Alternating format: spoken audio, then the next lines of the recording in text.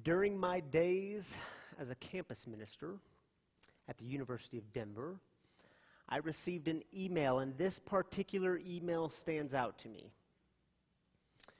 It was from a student who had been somewhat active in the campus ministry. She was coming to events early on, and then all of a sudden she just stops coming.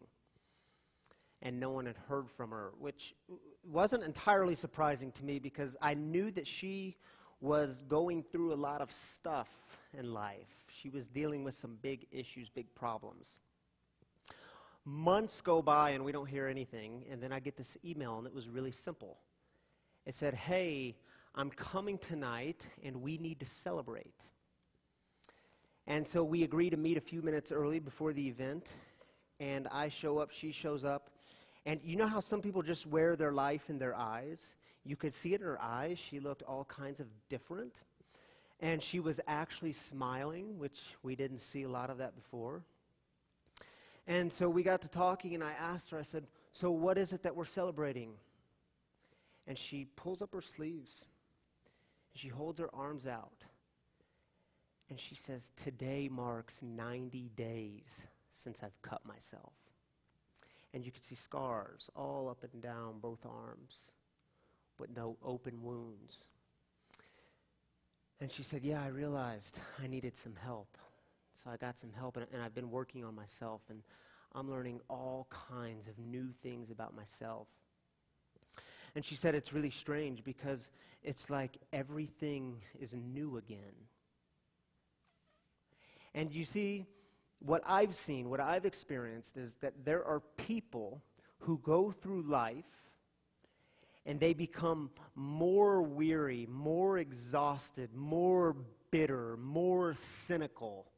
And then there are people who go through life and they become more filled with awe, more filled with gratitude, more filled with wonder, more filled with joy, the deepest kinds of joy and the simplest of things. And these people actually are becoming more alive and more aware. And when it comes to these people, in my experience, they have something in common. All of them have experienced rebirth.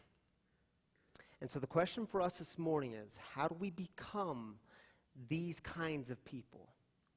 The kind of people who experience rebirth, where everything is new again. So I want to start with a story. We'll look at a couple of stories this morning, but the first story comes from the Bible, the New Testament, from John's Gospel, chapter 3.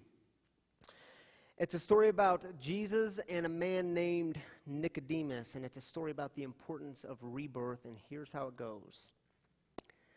There was a Pharisee named Nicodemus, a Jewish leader. He came to Jesus at night and said to him, "Rabbi, we know that you are a teacher who has come from God, for no one could do these miraculous signs that you do unless God is with him." Jesus answered, "I assure you, unless someone is born anew, it's not possible to see God's kingdom." Let me stop there for just a moment. That word that you see in verse 3, anew, unless someone is born anew, the Greek word there is anothen, and it can be translated a couple of different ways. It can be translated as anew, to be born anew. It can be translated as from above, to be born from above. It can also be translated as again, to be born again. Now, if you come into this space and you hold all these negative connotations about that phrase, born again or born again Christians, let's get a new perspective on it. Like if you've been one that has been beat up on, or even worse, you've used this to beat up people, you've probably heard this, right? Unless you're a born again Christian and you see things the way I see things, you're just not going to the place I'm going. You're going to hell forever. And here's the thing. When Jesus talks about being born again, born anew, he was never talking about it in a way to exclude people, in a sense to say, if you're not like me, then you're this way and you're going here. When he talks about being born again, he's always talking about it in a way of seeing new life. Now, Nicodemus, he is a man of power and influence. He's a religious leader of this group called the Pharisees. Here's what you should know about the Pharisees. When it came to them, Jesus didn't always show a lot of patience, because he looked at them as people who they knew something. Oh, of course, they know religious law, they know religious doctrine, they know their beliefs, and they can quote to you backwards and forwards the Torah. But they hadn't seen what God was up to in the world. They couldn't see it. Nicodemus comes to Jesus at night, a major theme in John's gospel, night and darkness versus light and life. Nicodemus comes at night, therefore Nicodemus can't see. And Jesus essentially says to him, look, Nicodemus, you want to see what's happening here? Do you want to see what God is up to in the world? Do you want to see a whole nother world right here within this one? Then you have to experience rebirth. You have to be born again. Jesus gives this beautiful image, and Nicodemus simply doesn't get it. Here's how he responds. Nicodemus asked, how is it possible for an adult to be born? It's impossible to enter the mother's womb for a second time and be born, isn't it? Jesus answered, I assure you, unless someone is born of water and the Spirit, it's not possible to enter God's kingdom. Whatever is born of the flesh is flesh, and whatever is born of the Spirit is spirit. Don't be surprised that I said to you, you must be born anew. God's Spirit blows wherever it wishes. You hear its sound, but you don't know where it comes from or where it is going. It's the same with everyone who is born of the Spirit. Nicodemus said, how are these things possible? Jesus answered, seriously, Nicodemus? You're a teacher of Israel, and you don't know these things? Because to be born again means seeing. For Jesus, being born again was always about seeing. It was about seeing the things you hadn't seen before. It's about seeing new life and seeing the things in life that actually matter. Nicodemus couldn't see it. You know these moments, though? Like where the world actually gets bigger, it expands, where something inside you actually grows so that you can see things anew. And then Jesus says to Nicodemus, look, don't be surprised that I tell you you have to be born again.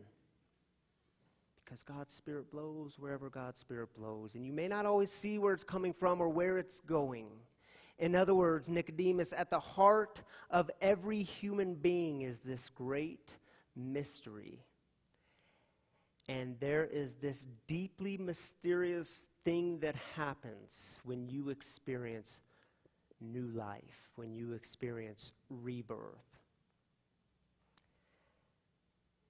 And then Jesus turns the conversation. It's not about knowing, it's about seeing. Yeah, Nicodemus, you may know these things, but you haven't seen these things. And for Jesus, there is nothing more annoying than religious leaders who come along and try to teach people all the things they know rather than the things they see. And it's not much different in our day, is it? Is there anything more annoying than religious leaders stand before you and tell you all the things they know, but don't tell you the things they see? You want to drive people away from the church? You want to drive people away from a religious experience? Get busy telling them all the things you know rather than the things you see. You see, the thing about rebirth is something old has to die in order for something new to emerge, to thrive. So think about the story of the Shawshank Redemption. Andy Dufresne knows something about rebirth. In fact, there's a few scenes in the movie that are very much scenes about rebirth. Think of, so he's innocent. He's sentenced to 2 life terms in prison in Shawshank. He did not commit the murders. And this scene of him going into prison, he's stripped bare. the white stuff is thrown on him, and then he's hosed off. Something old is dying, something new is coming to life. Not exactly the life he hoped for. And then there's the scene that we saw at the beginning of the service, where Andy is escaping prison, and he crawls through 500 yards of sewer pipes, and he's dropped in this water, and he comes out kind of fresh and clean, and again, he's stripped bare, standing bare. Something old has died, and something new is emerging, and you don't know exactly what that looks like yet.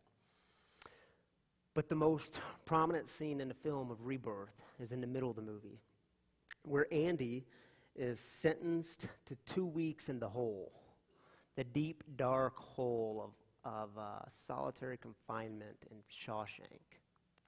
He was proclaiming his innocence to the warden, and the warden wasn't having it. So he goes down in the hole. Something happened down in the hole. We don't know exactly what it was. I'm not even sure Andy could describe what it was. Something happened because when Andy came out of the hole, he was more alive and more awake and more aware than ever. And so he gets out and he's sitting at the table with some of his friends and fellow inmates, and here's how the discussion goes. Andy, how'd you survive it? Not everyone survives this. How'd you survive it? And he says with a great sense of ease and peace and cracking a smile, he says, I had Mozart with me. Now, they respond just like Nicodemus responded. They simply didn't get it. Seriously? The warden let you take the record player down in the hole with you? And he looks at them like they're crazy. No. The music was here with me. And isn't that the beauty of music, he says? It's the one thing you can hold on to. It's yours. They can't take it.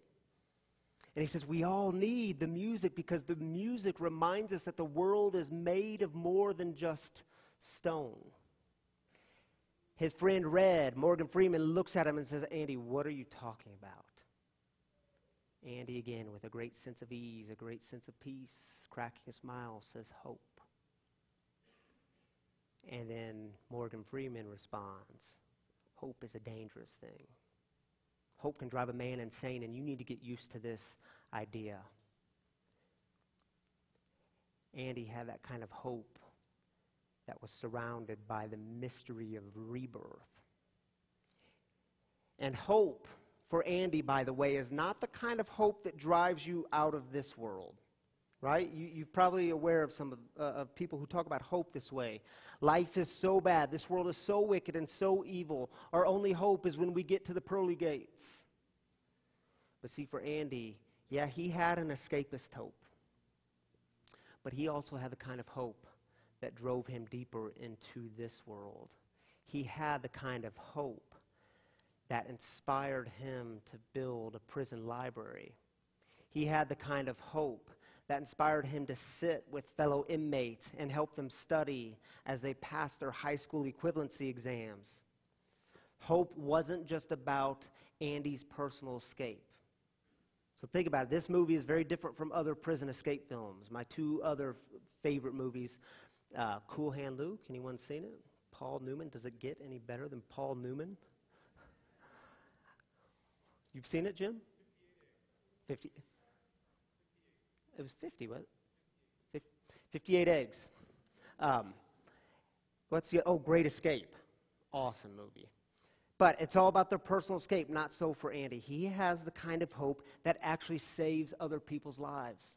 It saves him from death and despair and lifelessness and self-centeredness, all the things that tend to take life from us. Something happened to Andy while he was in the hole. What exactly it was is a great mystery. I'm not sure we have words for it, but he came out with new life. It was like he was more aware, more awake, and more alive. Here's the other thing about rebirth. The greatest experiences of rebirth tend to happen when you are in the midst of life's greatest holes, those deep, dark places. It's the times where you're feeling stripped bare. It's the times where your world is turned upside down. It's the times where you're shaking your fist to God, saying, "What's next?" So I remember, and some of you are aware of this story, of my first semester in college, that first month when I went up to Michigan, a place I had never been, and started school, and within a month I received the news that my brother Brandon was killed in a car accident. And this was like a big time for me. These couple of years that came after were a deep, dark hole for me. I came home and did the whole funeral thing, stayed with my family, and then I went back to Michigan to finish the semester. Summer came and summer went. And then I went back to Michigan, and I didn't even last 30 days. I just left. And I didn't tell anyone I was leaving. I was sitting in a class. I got up and left the class and packed my dorm room in about 30 minutes and left before the class was over.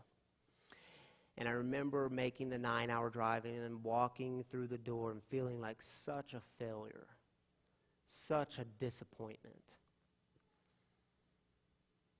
And I was so tired and exhausted and cynical and bitter.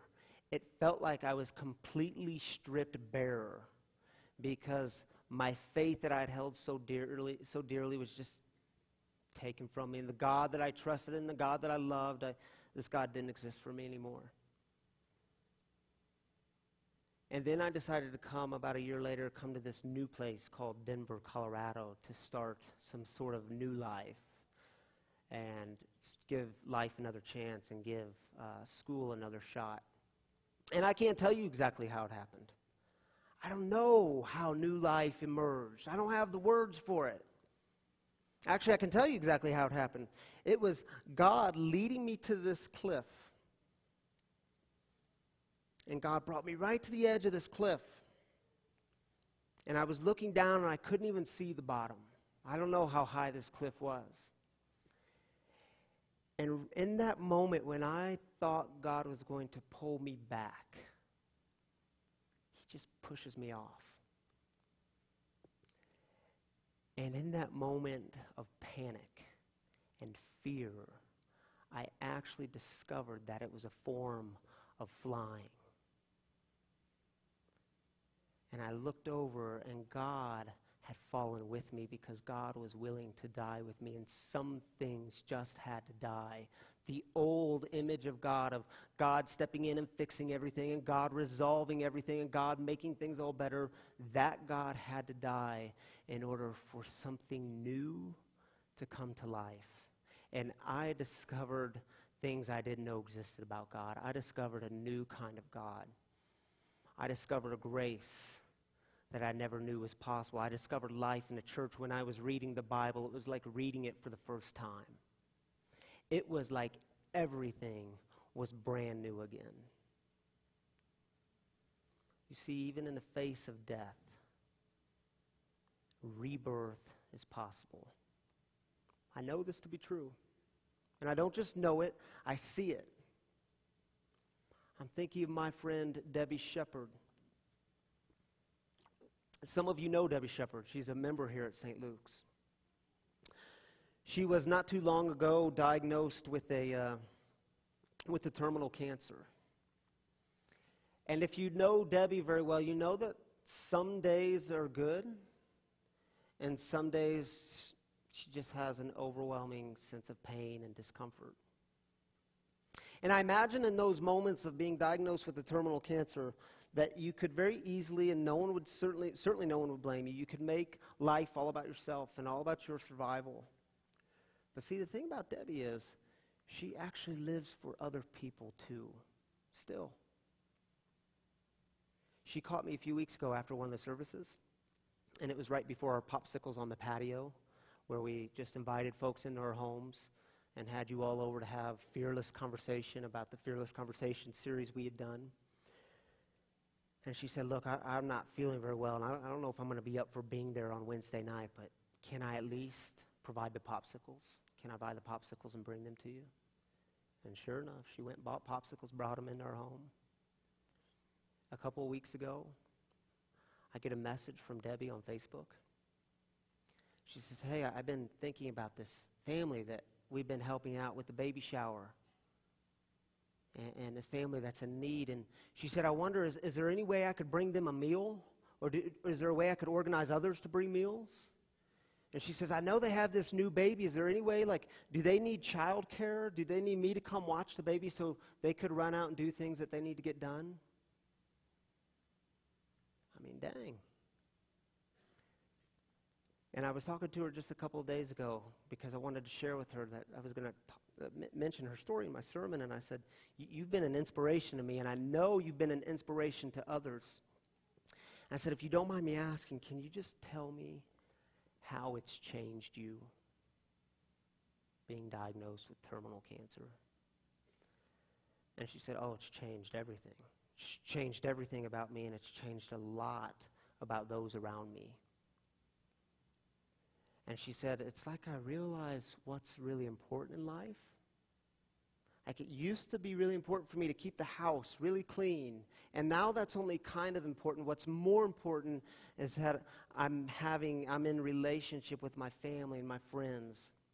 And I'm building that relationship. And she said, my brother, he used to come over to the house all the time. And when he would leave, we would just part ways. But now, I never let him get out the door without saying the words, I love you. Because I realize how important those words are. If you're friends with Debbie or if you follow Debbie on Facebook, you know this to be true. It's almost like she is becoming more alive, more awake, and more aware. I don't know, maybe you're in some sort of hole in your life. Maybe you're in some depths of darkness or things aren't going the way you expected. Keep going. When you encounter those times, don't resist it. Don't fight it.